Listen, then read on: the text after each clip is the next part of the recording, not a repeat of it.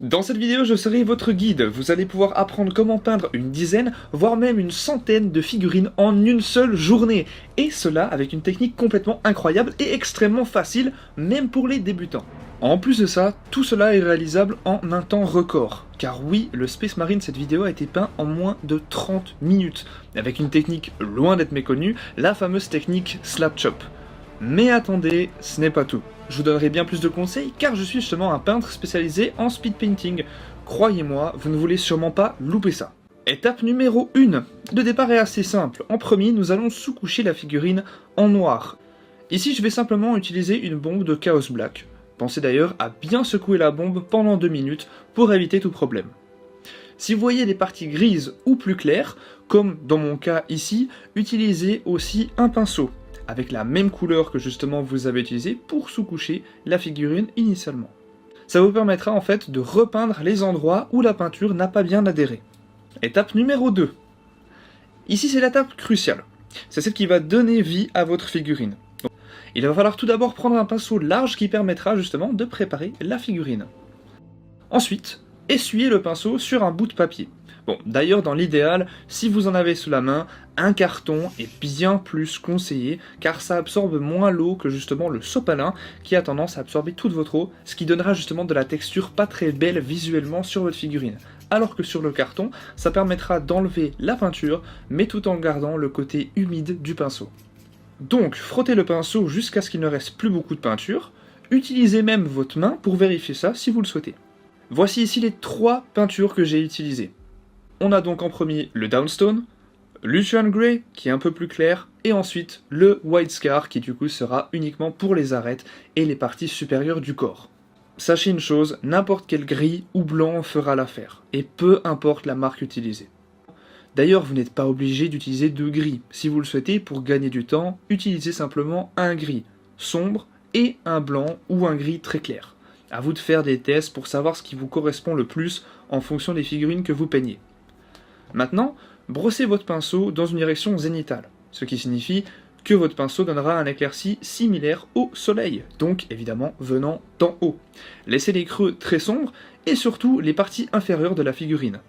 Pensez tout de même à avoir un éclairci partout, un minimum c'est toujours important. Le but est que les creux restent noirs et sombres pour que notre peinture très transparente n'apparaisse qu'au niveau des surfaces, ce qui créera un effet de réalisme très rapide et surtout très facile. Le gris foncé sera donc appliqué quasiment partout. Ensuite, le plus clair plus légèrement et plutôt au niveau des parties du haut. Attention, je l'applique quand même en bas parfois. Mais je me focalise sur le haut et j'applique aussi moins de pression avec mon pinceau que le gris qui était plus foncé où là j'y allais un peu plus comme un bourrin.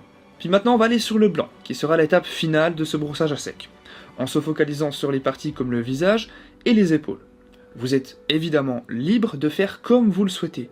J'ai justement donné beaucoup d'éclaircies où je trouvais qu'il manquait de lumière, comme sur la cape et certaines parties des bras ou même du haut des genoux. Nous arrivons enfin à l'étape numéro 3. Pour cette étape, je vais simplement sortir ma mallette à contraste et venir y choisir mes couleurs principales. Cette mallette vous permettra justement, comme moi je l'ai fait, de choisir vos peintures contrastes, vos peintures déjà sèches. Vous pouvez voir directement à quoi elles ressemblent. Peut-être que ça peut paraître un petit peu embêtant à faire parce que vous allez passer une après-midi à tester toutes vos peintures, mais ça vous permet d'avoir vraiment en face de vous un résultat de ce que ça va donner une fois sur votre figurine. Si vous aimez peindre des grosses quantités d'armée, c'est vraiment un conseil que je vous donne. Je pourrais en faire une vidéo si vous le souhaitez. Aujourd'hui, nous utiliserons des peintures de la gamme Citadel Contrast. Les Speed Paint d'Army Painter fonctionnent à merveille pour cette technique. Si vous ne savez pas laquelle choisir, je vous invite à regarder cette vidéo pour découvrir la nouvelle gamme Speed Paint. Il est très important de bien se préparer, surtout si vous comptez peindre plusieurs figurines en même temps. Pensez donc à noter les peintures utilisées et aussi à bien ranger votre atelier.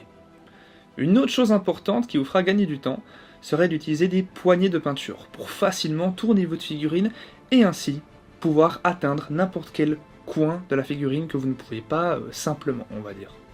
Maintenant que nous sommes prêts, nous allons commencer à utiliser notre première peinture magique. Ici, c'est de l'Imperial Fist. C'est une sublime peinture qui va donner un résultat super, et surtout en un rien de temps. Nous allons maintenant recouvrir la figurine avec la peinture en appliquant uniquement sur les parties souhaitées. Dans notre cas, Ici à l'image, ce sera uniquement sur l'armure du Space Marine. Attention, une chose très importante, plus vos couleurs sont claires, par exemple ici l'Imperial Fist, plus l'effet de brossage à sec sera important, car les peintures claires comme le jaune donnent une couleur verdâtre sur les sous-couches trop sombres. On le verra par la suite, je vous ai exprès laissé cette erreur volontaire pour que vous compreniez mieux. Donc prenez votre temps, car ici l'erreur n'est pas rattrapable. Et pour la deuxième partie de cette étape, nous allons nous attaquer au rouge. On va utiliser ici du Pale Red de Citadel. Une autre peinture très vive de la gamme Citadel qui rendra super bien pour une technique comme celle-ci. Ce qui fera ressortir votre figurine sur le champ de bataille et la rendra magnifique. Ici le rouge sera appliqué sur la cape et sur la ceinture qui l'attache. Vous pouvez aussi d'ailleurs le mettre sur le sceau de pureté s'il y en a, ainsi que certaines parties de l'armure pour ajouter du contraste avec le jaune.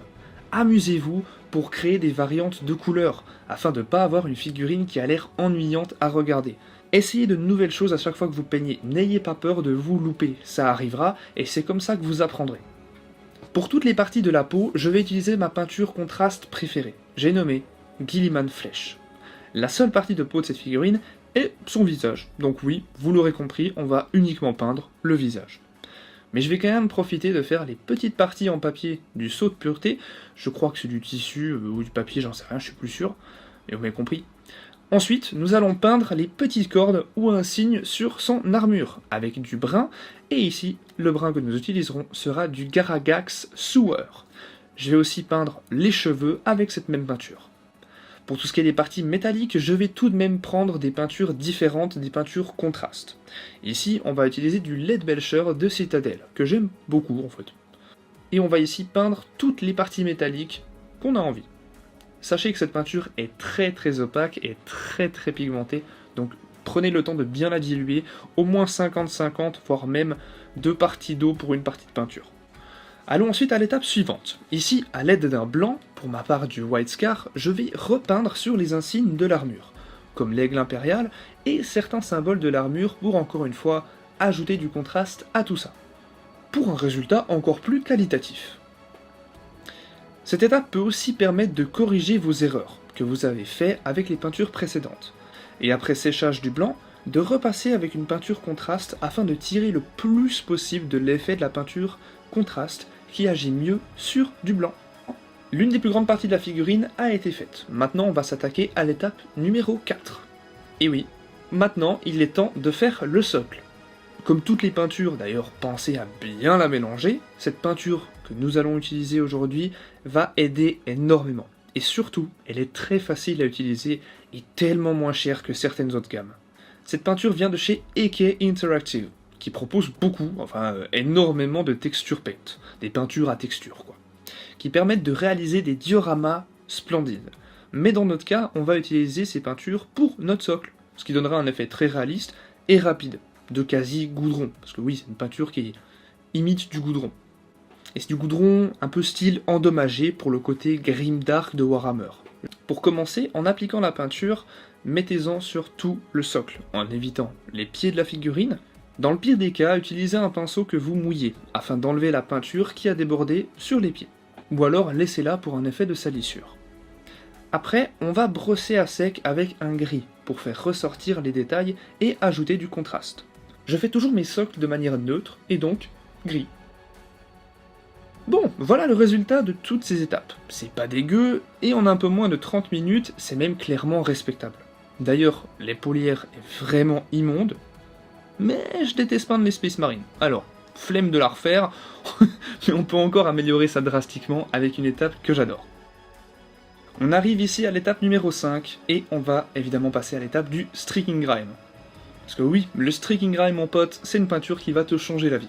Sortez ce fameux pot, ou n'importe quel enamel wash pour en remplir complètement la figurine. Il faut diluer ces peintures avec du White Spirit, surtout pas avec de l'eau. C'est des peintures qui ne sont pas faites à base d'eau, donc faites attention à cela. Et pour la peinture, foutez-en partout. Soyez généreux. Après application de la peinture, attendez 30 minutes avant de faire quoi que ce soit. C'est très important. Donc là, petite pause s'impose, MDR, ça rime, je vais aller voir ma chérie justement pour aller manger. Bon, finalement, je me suis fait un peu avoir par un massage crânien, et donc ça a duré un peu plus longtemps que prévu. Nous arrivons à l'étape numéro 6. Bon, assez de ces conneries. Les 30 minutes sont écoulées, donc on va continuer. Reprenez votre récipient de White Spirit, où vous avez précédemment nettoyé votre pinceau, et une éponge style maquillage, que vous allez tremper dans le White Spirit. Ça vous permettra d'enlever les parties supérieures de la figurine, donc les arêtes, ce genre de choses. Le White Spirit va réactiver la peinture qui est sèche, afin de l'absorber dans le coton-tige, ce qui permet, comme je disais précédemment, de nettoyer les arêtes de la figurine, d'enlever la peinture dessus, et de les rendre moins sales, et donc, par la même occasion, plus attirantes à l'œil, et évidemment, plus réalistes. Ce qui donne un effet sublime qui, au final, aura pris très peu de temps. Et de plus, c'est mais alors si satisfaisant à faire. Nous sommes malheureusement à l'étape numéro 7, et la dernière, mais elle est très importante aussi.